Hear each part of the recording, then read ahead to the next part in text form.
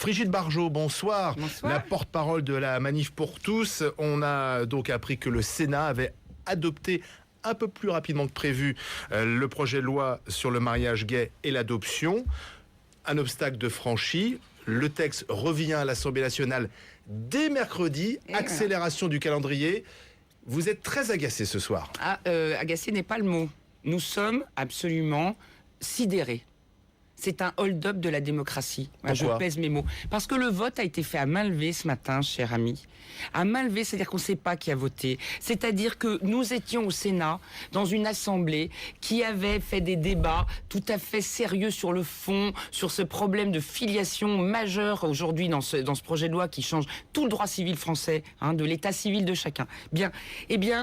Nous savions qu'il y avait des voix au PS qui allaient voter contre. Nous savions qu'il y avait quelques voix à l'UMP qui allaient être pour, mais qui réfléchissaient, etc. Tout ça a été balayé d'un geste de main. Alors, le vote à main levée est tout à fait légal. Certes. Le texte a été adopté d'ailleurs par l'ensemble du groupe socialiste, même les fameux sénateurs d'outre-mer qui, semble-t-il, pouvaient hésiter. Mais comment le savez-vous, Olivier ? Et quelques voix de droite se sont portées sur le texte. Comment le savez-vous ? On a eu les noms des gens qui ont voté ? On les a, ça y est ?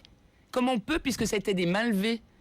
De quoi me parlez-vous ? Nous n'avons pas... Est-ce que vous n'êtes pas mauvaise joueuse finalement ? Parce que vous pensiez que le Sénat pouvait dire non à cette réforme ? Cher, nous n'avions pas les noms et ça se jouait à 2 ou 3 voix près. Peu importe, puisque le texte est adopté. Mais arrêtez, on est c'est légal. Oui, certes, je ne remets pas en cause la légalité, sauf que normalement, sur une solennité pareille, on fait un scrutin public avec des grosses urnes bien belles et il y a du rouge, du vert, du blanc. Et là, ils ont fait, et hop, envoyez-nous ça comme ça, au doigt mouillé. Ça n'est pas possible, compte tenu du nombre de millions de personnes aujourd'hui en France qui ne veulent pas de ce projet. Il y a un sondage BVA qui est sorti ce matin. Ça y est, l'inversion est faite. 55% des Français sont contre le mariage et l'adoption pour tous. Alors, le mariage homosexuel a franchi l'obstacle du Sénat. Il y a maintenant de nouveau l'Assemblée nationale. Mais vous avez mercredi. Vu quand ? Mais c'est scandaleux. C'est l'Assemblée. Attendez, laissez l'Assemblée nationale mercredi. Il faut bien expliquer la procédure législative. Et comme le premier article est le plus important, puisque c'est celui qui ouvre le mariage et l'adoption, a été adopté par le Sénat, il peut l'être très rapidement maintenant adopté par l'Assemblée nationale. C'est plié jeudi prochain. Voilà. Jeudi prochain, c'est plié pour vous. On va voir si nos députés vont arriver à faire encore reculer un peu. Mais pourquoi ? Puisque de toute façon, à l'Assemblée... Alors, attendez, je reprends. Madame Bertinotti, ministre de la Famille. Ministre de la Famille avait donné le calendrier entre le 20 et le 30 mai parce qu'il y a 15 jours de délai, parce qu'il y a des vacances parlementaires, parce que tout ça, parce qu'il y a d'autres textes beaucoup plus importants à passer. Et la fameuse transparence et la moralisation de la vie, ils vont s'en occuper quand ? Eh bien non, tout d'un coup, crac, on fait tout passer en 4 jours. En fait, vous êtes en colère, Frigide, parce que vous aviez prévu de manifester le 26 mai et le gouvernement a été plus vite que vous ? C'est ça, c'est-à-dire qu'on passe par-dessus le peuple. Vous savez... le peuple est représenté à l'Assemblée nationale. Mais alors là, en l'occurrence, pas du tout. Parce que pour être représentatif, il faut avoir une liberté de vote. Il n'y en a pas à l'Assemblée nationale. Et il y a une majorité, c'est certain, mais certainement pas aujourd'hui. Écoutez, je vais vous dire le vrai problème. C'est un problème de démocratie aujourd'hui. Parce qu'aujourd'hui, il y a un fossé de plus en plus énorme. Moi, j'ai pas envie de le dire parce que je brigue un poste derrière, je brigue rien, parce que je vois la réalité dans ce pays. Il y a les Français qui veulent quelque chose et qui sont... Vous pouvez pas parler au nom de tous les Français. 55%, voilà, 55%. Ça vous dit quelque chose, 55% de Français aujourd'hui, à peu près. C'est un sondage. Nous aurons des mécontents qui viendront au-delà du sondage. Que va-t-il se passer maintenant ? Parce que vous manifestez ce soir devant le Sénat. Alors, j'appelle tout le monde déjà, là, les gens qui sont là à Paris, venez tous, boulevard de l'Observatoire, au métro Port-Royal, on va faire une conférence de presse avec tous les gens, quelles que soient leurs opinions politiques, qui trouvent que c'est un rapt et un hold-up de la démocratie. Vous manifestez le 26 mai toujours ? Avant cela, évidemment, on va peut-être aussi se caler, c'est-à-dire que dès mardi et mercredi, nous serons à l'Assemblée nationale et nous allons réfléchir, mais je pense qu'il y avait des gens qui avaient déjà prévu aussi des manifestations.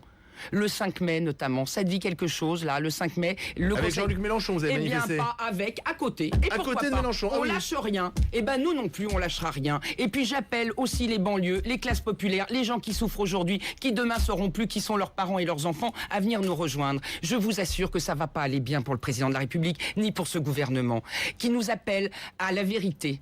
et qui, dans la vérité et la transparence, est capable de passer par-dessus. La transparence, c'était dans son programme présidentiel. Mais arrêtez, et il y a une majorité qui vote.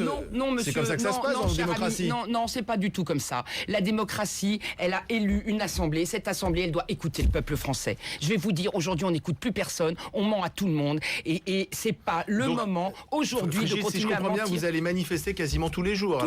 Tous les jours. Mais il n'y aura pas que des manifestations comme ça. Je rappelle qu'on appelle les gens aussi à revirtualiser leur feuille d'impôt. Allez, écrivez à l'administration de Monsieur Moscovici, qui a beaucoup de problèmes, mais il en aura un peu plus. Monsieur Moscovici, il va prendre les feuilles papier. Voilà, on va pas dévirtualiser, on va revirtualiser. Donc, comme la filiation. Vous appelez à une sorte d'insurrection. Oui, absolument. Voilà, on va dire ça. C'est pas une insurrection, c'est quand on n'écoute plus le peuple. Eh bien, le peuple se fait entendre. Et il va se faire entendre. Et moi, je pense qu'il y aura aussi d'autres actions. On va bloquer. On va commencer, nous aussi, à bloquer. Parce que s'il faut bloquer le pays pour qu'on comprenne que le peuple doit être le dernier à pouvoir décider. Vous comprenez? Christian Jacob, le chef de file des députés UMP, estime que le président prend le risque d'une confrontation violente. Exactement. Vous craignez les violences? Mais c'est super violent de passer comme ça. Vous craignez les violences? Mais évidemment, vous allez les provoquer peut-être? Certainement pas. S'il y a quelqu'un qui provoque de la violence, c'est celui qui passe en violation et du calendrier et du vote. On voulait savoir qui étaient nos représentants, qui étaient pour et contre. Je ne peux même pas, demain, aller dire merci à celui qui a voté contre et à dire attention à celui qui a voté pour. C'est un déni de démocratie, c'est violent. Et une loi qui est violente et qui va passer violemment va provoquer de la violence. Merci Frigide Barjot. Dans un instant... tous à l'Observatoire avec nous.